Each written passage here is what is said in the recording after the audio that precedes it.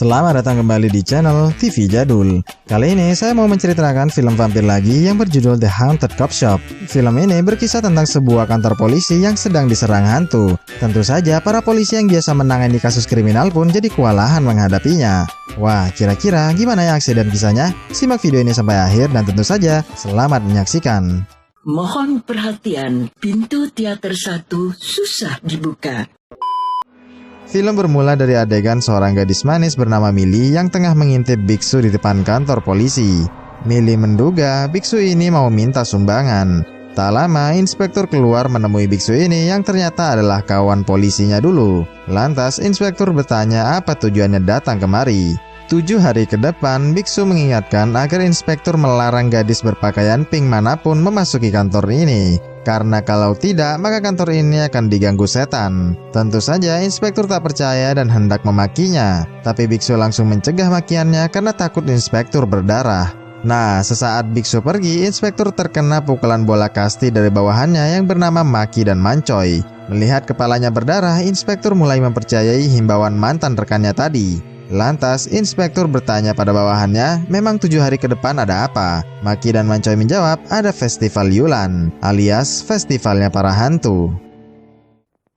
6 hari kemudian, Maki disuruh inspektur untuk mengunjungi sebuah toko sesajen guna membeli sesajian yang akan dibakar pas festival hantu nanti malam. Sedangkan Mancoy menunggu Maki di mobil saja. Di malam harinya, sepulang dari beli sesajian, Maki dan Mancoy mendapati seseorang yang tengah diusut oleh kawan polisi lainnya. Adapun orang ini bernama Zaiming. Zaiming diduga polisi telah mencuri sebuah salib berlian. Tentu saja Zaiming tak kunjung mengakuinya karena tak ditemukannya barang bukti pada dirinya. Lantas, Maki memohon agar Zaiming mengaku saja, karena Mancoy belum memecahkan satu kasus pun selama 6 bulan ini. Maki berjanji akan memohonkannya keringanan hukum di pengadilan nanti. Walhasil, Zaiming mengaku bahwa tempat sampah di depan kantor polisi ini tadi dia tendang dan rusak. Agar Mancoy memecahkan kasus, Zaiming menyuruh polisi untuk menghukumnya atas kasus ini saja. Tentu saja Maki pun marah. Tiba-tiba saja para polisi mendengar suara teriakan Millie dari ruangan lain. Lantas mereka pun bergegas ke sana. Saat sendirian di ruangan inilah, Zaiming kedatangan sosok misterius. Sosok berjubah ini menghampiri Zaiming dan menanyakan di mana kepalanya. Zaiming yang bingung langsung saja meniup jubahnya. Dan Zaiming pun kabur dengan paniknya.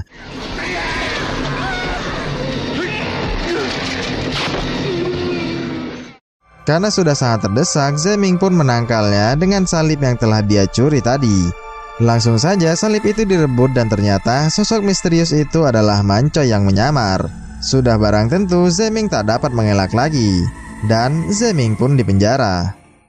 Tengah malam harinya, mereka serta Millie terlihat sedang membakar sesajian. Millie bertanya kenapa mereka harus melakukan ritual ini. Maki bilang bahwa kantor polisi ini sangatlah angker, karena dulunya kantor ini adalah klub malam tentara Jepang saat kalah perang. Banyak dari mereka yang akhirnya bunuh diri di tempat ini.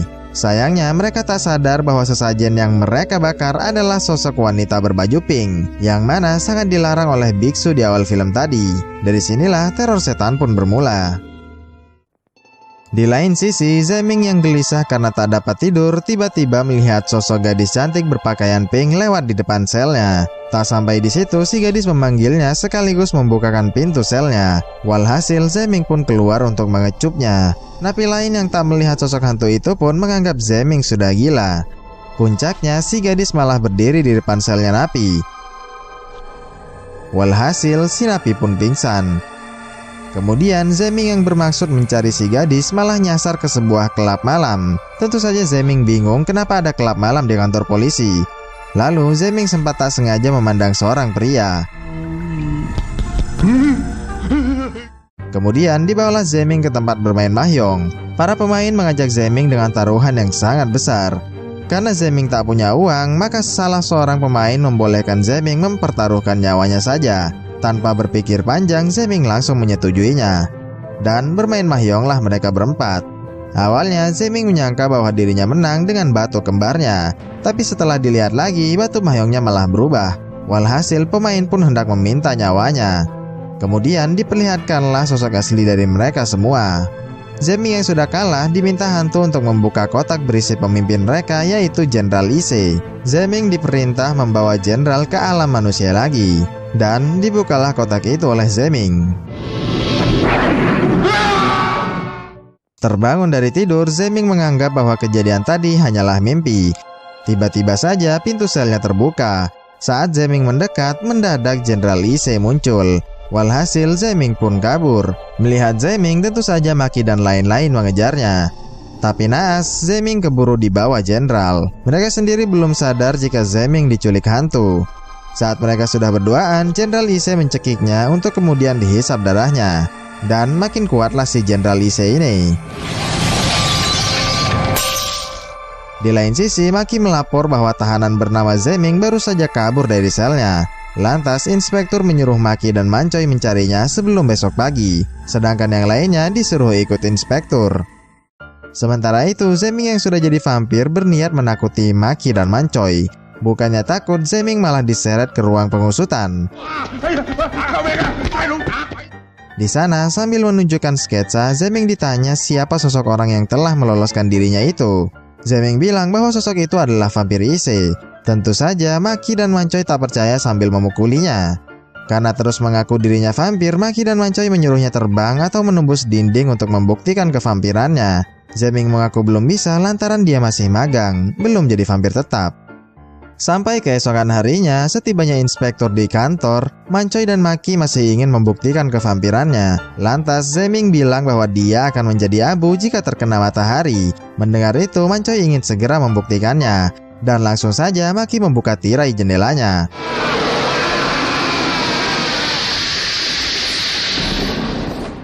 Ternyata benar, Zeming terbakar sinar matahari hingga menjadi abu. Barulah mereka percaya bahwa Zeming adalah vampir. Sialnya, di waktu yang sama, inspektur masuk ke ruangan demi menagih tugasnya menangkap Zeming. Lalu Mancoy berterus terang bahwa Zeming baru saja menjadi abu. Langsung saja inspektur hendak memarahi mereka, tapi beruntung si manis Mili datang melapor bahwa kandang ternaknya seorang warga telah dihantui. Singkat kisah, di malam harinya, Maki dan Mancoy disuruh menyelidiki kandang ternak yang dimaksud. Melihat sekelebat bayangan, mereka pun mengendap-endap membuntutinya. Kemudian dipergokilah sosok itu. Tapi ternyata sosok ini tidak sendirian. Tahu bahwa mereka semua ini adalah vampir, Maki pun mengajak Mancoy untuk membaur saja agar selamat. Dan mereka pun membaur. Kemudian mereka diajak minum darah oleh vampir ini. Agar tak meminumnya, maka Maki dan Mancoy pun berpura-pura rebutan sampai jadi begini. Sialnya, vampir ini menawarkan minum darah lagi dengan wadah yang anti pecah. Dengan amat terpaksa, Maki dan Mancoy harus meminumnya. Namun, tiba-tiba saja sosok Dracula berjubah datang juga ke sana. Maki dan Mancoy makin merasa terdesak. Lalu, si Dracula menyuruh vampir-vampirnya untuk kembali pulang. Dan mereka pun pulang sambil bernyanyi. Masih menyangka bahwa orang-orang tadi adalah vampir sungguhan, Maki dan Mancoy pun ikut bernyanyi juga agar tak diserang oleh si Dracula. Saking menghayatinya, Maki dan Mancoy sampai baru sadar bahwa ternyata orang-orang tadi adalah pasien RSJ. Sedangkan Dracula tadi adalah dokternya yang mau menjemput pulang pasiennya. Keesokan harinya, karena inspektur tak tahan dengan kokoplokan Maki dan Mancoy semalam, maka inspektur mengutus atasan baru untuk mereka. Atasan ingin langsung menangani kasus menangkap Zeming lagi. Karena dari berkas yang dia baca, sangat mustahil jika Zeming lenyap menjadi abu. Dia pasti cuma melarikan diri. Tapi dengan kompak, mereka membantahnya. Walhasil, atasan bernama Fanny ini pun dengan tegas menyuruh mereka menangkap Zeming dalam waktu 2 hari saja. Keluar dari ruangan Fanny, Mancoy usul agar mencari Zeming di tempat paling angker di Hong Kong. Sekalian saja, Fanny diajak juga agar percaya bahwa Zeming memang sudah mati. Maki sendiri tak setuju karena orang yang keberuntungannya tinggi seperti Fanny itu pasti tak bisa melihat hantu. Yang ada, malah nanti Fanny makin marah sama mereka. Lantas, Mancoy usul agar memakankan Fanny daging anjing saja. Karena kata ibunya, daging anjing bisa menurunkan keberuntungan seseorang. Saat mereka bingung mau beli daging anjing di mana, tiba-tiba mereka melihat Afun, anjing kantor kepolisian. Singkat kisah, saat makan siang, Mancoy dan Maki ke mejanya Fanny untuk menawarkan daging anjingnya tanpa sepengetahuan Fanny. Tapi dengan tegas, Fanny menolaknya dan menyuruh mereka enyah. Dan pergilah mereka ke mejanya. Langsung saja Maki dan Mancoy memainkan sandiwaranya lagi. Mereka bilang bahwa hidangan daging makan siang ini baunya busuk sekali. Walhasil sang koki pun muncul, tak terima masakan dagingnya dibilang bau. Koki menduga memang indera perasa mereka lah yang sedang bermasalah. Lantas Maki usul agar daging ini dinilai langsung saja oleh Fanny agar penilaiannya lebih berimbang. Dan Fanny pun memakannya. Fanny mengaku rasanya memang agak aneh. Maki dan Mancoy sendiri senang melihat dagingnya sudah dimakan. Akan tetapi Fanny bingung kenapa daging ini ada tatonya yang bertulis PC3661. Mendengar itu, Paman Wah yang sangat menyayangi Afun pun menduga bahwa sang koki lah yang mencincang Afun. Walhasil koki pun dikeroyok. Namun koki mengaku ini semua sandiwaranya Maki dan Mancoy. Dan Maki serta Mancoy pun mengakuinya. Sementara Fanny ingin memuntahkannya. Paman Wah hendak menembak mereka atas kematian Afun. Tapi dengan jantan Mancoy mengambil garpu dan hendak menusukkan ke kakinya sebagai hukumannya. Paman Wah merestuinya dan Mancoy pun mulai menusuknya. Maki bingung kenapa jadi dia yang ditusuk. Mancoy menjawab karena memang Maki lah yang membunuh Afun. Tapi Maki melakukannya kan karena disuruh Mancoy juga. Mancoy menutup bahwa otak pelaku kejahatan kan memang tak pernah dihukum. Selepas itu, Fanny menghukum Mancoy dan Maki mengepel seluruh lantai kantor polisi. Tak cuma itu, mereka juga disuruh mencuci semua mobil di parkiran. Untungnya, si manis Millie keburu datang melapor bahwa sesosok mayat cewek ditemukan di sebuah waduk. Di malam harinya, di rumah sakit, dokter bilang bahwa mayat ini tewas karena pendarahan. Usai keluar dari ruangan, Maki dan Mancoy yakin bahwa mayat itu digigit oleh vampir yang sosoknya seperti ini. Tentu saja Fanny muak dengan omong kosongnya mereka. Lantas Maki menantang bahwa mayat ini akan berubah jadi vampir tengah malam nanti. Jika tidak berubah, Maki rela kepala mereka dipotong dan dijadikan kursi di rumahnya. Dan Fanny pun menerima tantangan itu. Tengah malam harinya, sang mayat belum menunjukkan kevampirannya. Mancoy pun mulai menyalahkan Maki yang nekat menaruhkan kepala mereka. Kemudian, Fanny yang muak mulai ngomel lagi pada mereka sambil sesekali menoleh ke belakang. Dan betapa kagetnya Fanny melihat mayat itu bangkit. Tapi tak lama, vampir itu tumbang lagi. Maki dan Mancoy malah girang akan hal itu. Mereka puas karena telah membuktikan omongannya. Walhasil, Fanny bergegas keluar untuk melaporkannya pada inspektur. Sedangkan Mancoy disuruh Fanny mengunci pintu kamarnya agar si vampir tidak lari. Adapun kuncinya ada di kasurnya vampir. Dan Mancoy pun perlahan-lahan meraih kuncinya. Karena takut, maka Mancoy mengambilnya lewat bawah saja.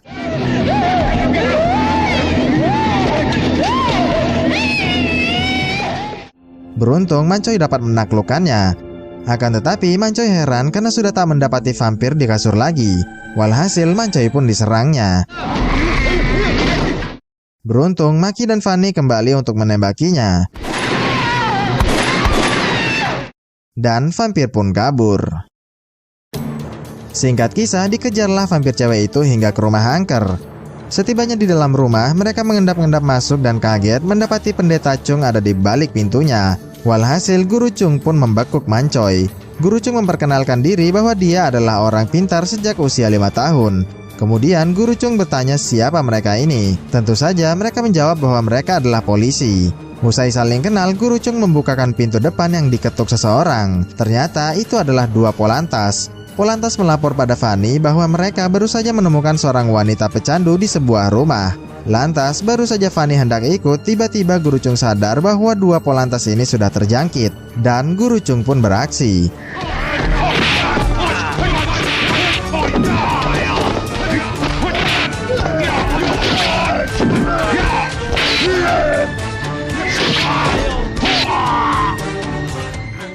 Usai membekuk Polantas, Guru Chung pun menyalakan altar untuk ritual. Kemudian membagi tugas pada mereka bertiga. Mancoy disuruh Guru Chung mengambil 2 ayam di kandang. Sialnya saat sedang mengambil, si vampir cewek itu muncul juga. Walhasil Guru Chung pun beraksi lagi. Sementara Mancoy disuruh menyajikan darah ayam untuk Guru Chung. Karena darah ayamnya tak kunjung datang, maka Guru Chung menyuruh Maki mengulur waktu dulu.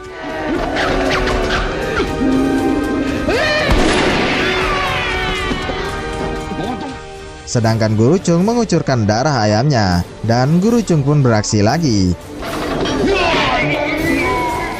Sialnya, tiba-tiba saja vampir Issei muncul juga di sana, dan vampir pun melumpuhkan Guru Chung. Guru Chung sempat menahan dan menyuruh mereka bertiga untuk kabur, dan Guru Chung pun pingsan. Keesokan harinya, Fanny yang mengaku orang logis pun mulai meyakinkan inspektur bahwa Zeming memang sudah lenyap, sebab semalam Fanny melihat sendiri sosok vampir Issei. Mendengar itu, inspektur menyebut Fanny bodoh. Inspektur juga menyindir mengapa tak sekalian saja vampir itu dibawa ke hadapannya. Lantas, Fanny dan Maki pun berniat untuk mencari vampir itu untuk dibawa ke hadapan inspektur. Mancoy sebenarnya menolak, tapi sial Mancoy dipaksa oleh keduanya. Singkat kisah, di siang itu juga berkunjunglah mereka bertiga ke gedung angker tempat di mana vampir Issei dibaringkan. Mancoy sendiri terlihat memakai banyak penangkal di badannya. Tapi sayang, Maki menyuruh Mancoy melepaskan semuanya karena ini kan masih siang dan vampir takut matahari. Kemudian masuklah mereka ke dalam. Setibanya Maki dan Fanny di dalam, Mancoy mengaku tak bisa masuk lewat lubang ini karena perutnya yang kebesaran. Padahal Mancoy memang sengaja menahannya.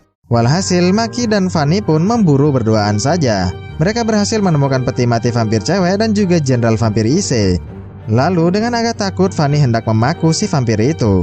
Sialnya, di waktu yang sama gerhana matahari mulai terjadi, dan vampir Issei pun bangkit untuk menyerang mereka. Maki sendiri malah ngumpet di peti vampir cewek. Kemudian melihat Mancoy di jendela yang kali ini benar-benar terjebak, maka vampir pun menghampirinya.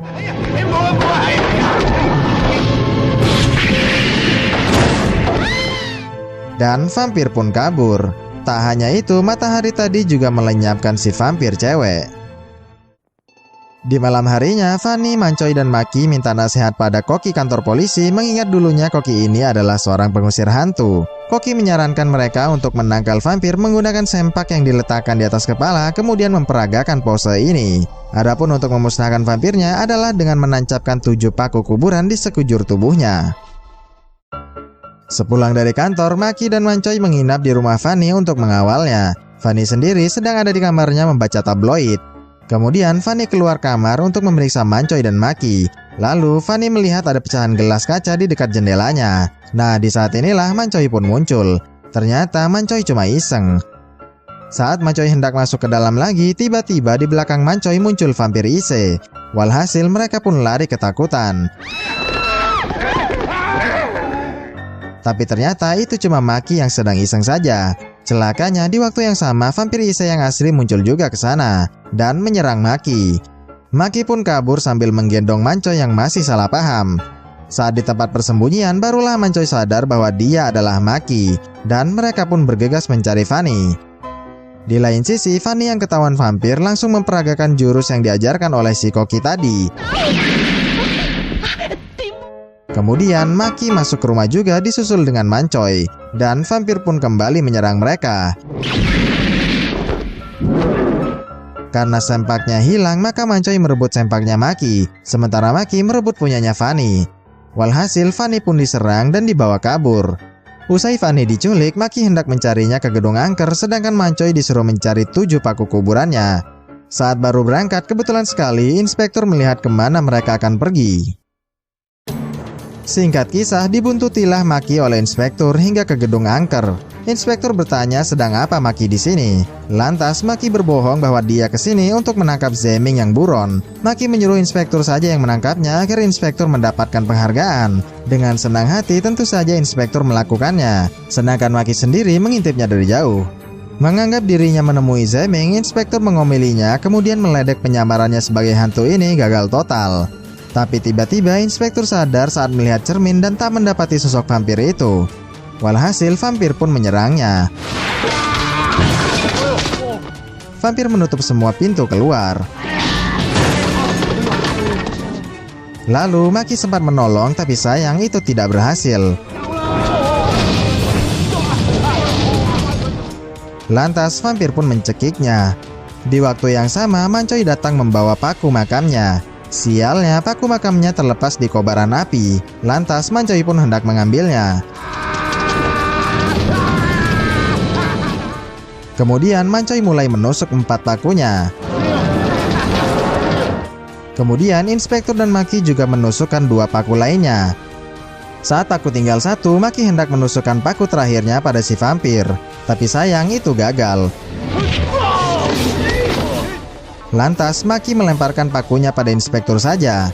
Lalu Maki tak sengaja membobol jendelanya. Walhasil inspektur pun bisa menancapkannya tepat di jantung. Vampir sendiri hendak berlindung di peti, tapi beruntung Mancoy mencegahnya. Lalu Maki membobol lagi jendelanya. Dan vampir pun lenyap. Usai vampir lenyap, Fanny akhirnya keluar dari peti. Lalu mereka bertiga bertanya apakah Fanny sempat tergigit oleh si vampir. Fanny memeriksanya, kemudian kaget ternyata dia cuma dicupang saja. Walhasil mereka bertiga pun hendak memeriksanya.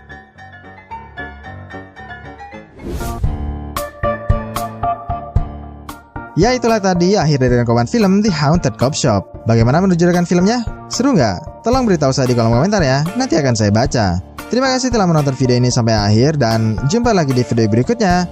Dah.